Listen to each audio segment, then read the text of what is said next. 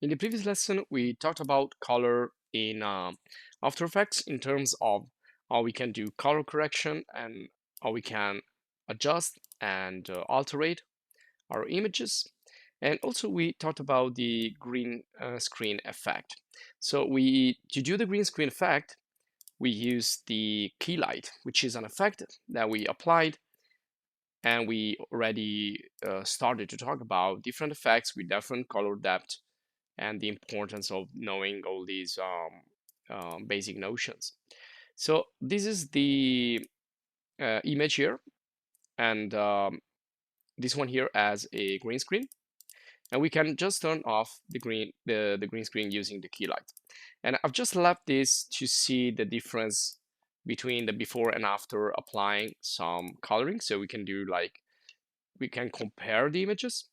Now, key light can be also adjusted with another, let me just turn off the other parameters here. So I use the hue to change the color here, and we can work basically on the hue, on the brightness and darkness, and on the lightness and contrast and brightness and contrast when we work with colors, and then we can work with saturation, desaturation, so we can make it black and white or not black and white.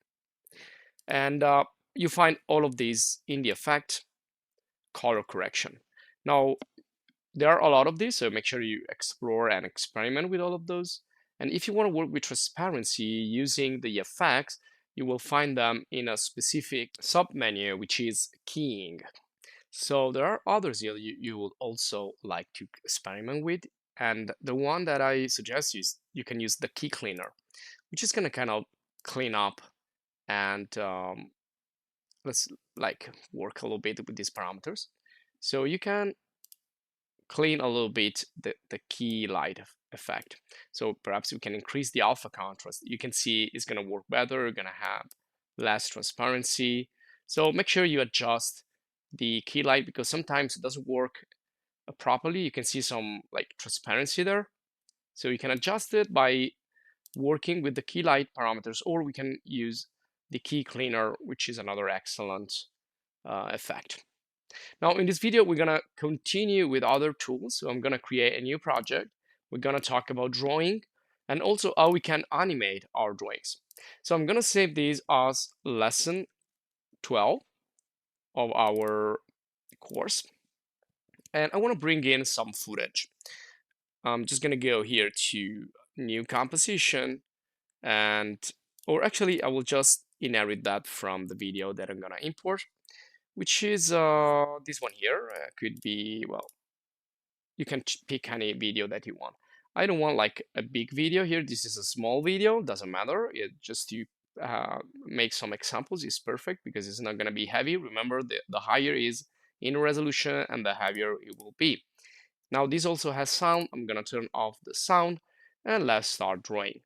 Now to draw, we cannot do it on the composition. So if I take the paint or brush tool here, now first of all, you can see that there are no like specific brushes here. All you can see is in the brushes panel. So there are like a limited amount of brushes, and there are not so many as you would have like in Photoshop, for example, where you can also download and add more libraries of brushes. So you have like a limited set. But what you can do is use Photoshop levels and import them into After Effects as we said before. You can check the Photoshop video course in the channel.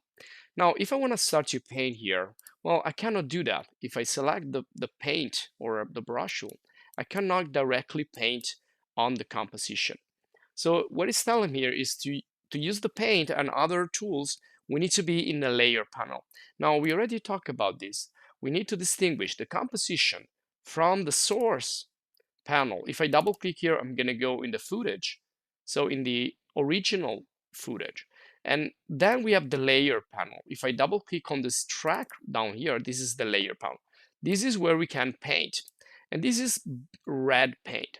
So of course we can change the color here. We can make it anything we want, as we already explained about the color. Again, it's all a matter of the primary colors, hue, saturation, brightness, and or you can pick a color around here. I'm just gonna pick a color from the interface, like this blue color right here. Well, it doesn't matter. So yeah, that's kind of a gray, like the interface. And so you can change here the different parameters for the brushes. These are really simple. Now these are all presets. And essentially you have like really sharp brushes, and then you have really blur brushes, and you can fix that. You can change the diameter in terms of pixels. You can change the angle and the roundness. If you make them more flat, then you can play around with the roundness, and they can also use dynamics, which are related to the pressure of your pen if you're using a tablet. So you can assign here, for example, the pen pressure for the opacity and the flow with the pen tilt, or the roundness with the stylus, and so on. So you can assign all of these effects with a particular feature of your tablet. But we cannot do this right now because we are using well, I'm actually using a mouse, so I cannot do that. And then you have you can make it rounded again, so you can make it less rounded, and then you can change the angle. And you can also work with the spacing. So spacing 1% means you're gonna have like continuous dots. And if you increase the spacing, you're gonna start to see like some separated dots or dashes. Of course, if you want dots, you need to have roundness to 100%. Now, all of this happens inside the movie. So if I play back the movie, you can see the movie is on the background there. But what I'm doing here is basically overriding the pixels of the movie. So I cannot see what's behind. Now, lucky for us, we can expand the layer, and we can see that these paint effects, they go all in these effects and then paint. So it's basically another effect. It's considered another effect, so I can turn this on and off. So I'm not actually losing those pixels there on the movie, but I'm just like going on top of that. And then you have all these tracks. They represent each single stroke that I've done. So I can turn that on and off. I can work with them separately, and each one of these has its own like properties. So it's really, really, overwhelming in a way, because there are a lot of parameters in the layers. So essentially, I can change the layer color and or the track color in terms of this stroke. And you can see the stroke, it's going along a path. So it's pretty similar to what happens in vector graphics.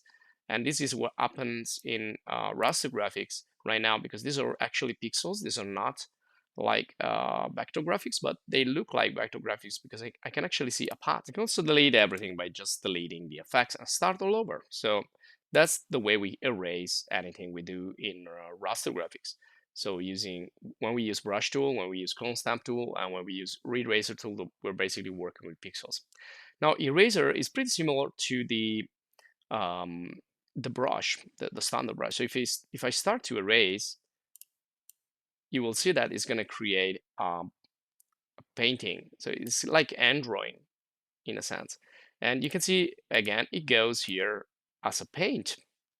So paint on transparent means that I can like activate some sort of alpha channel so I can see through. And that's the eraser right there. So I can turn this on and off. So what I am erasing actually here? Well, what I'm seeing here in the background is the background. So I'm erasing part of the image and I see what's behind. So if I go the composition here and go composition settings, this is the background color. If I change the background color, I will see that when I erase parts of my image. And you can see it's like recreating the effect over and over again. So make sure you go outside if you want more tracks. Don't stay on the same track, otherwise it's just gonna like substitute the previous one with another one. Okay, so if I have something behind that, so let's create